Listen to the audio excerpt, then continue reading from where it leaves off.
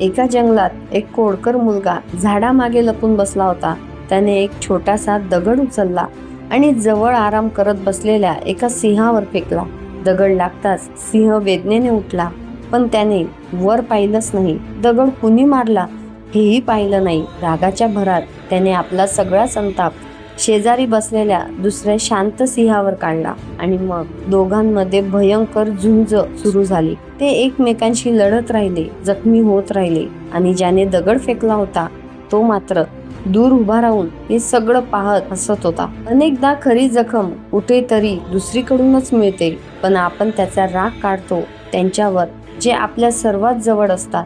बाहेरच्या एखाद्या व्यक्तीची छोटीशी गोष्ट घराच्या 4 भिंतींमध्ये मोठ्या भांडणांचं कारण बनते. म्हणून नेहमी लक्षात ठेवा, ज्याने दगड फेकला आहे खरी समस्या तोच असतो, आपल्या सोबत उभा असलेला माणूस नाही. विचार आवडल्यास व्हिडिओ लाईक करा, शेअर करा. धन्यवाद.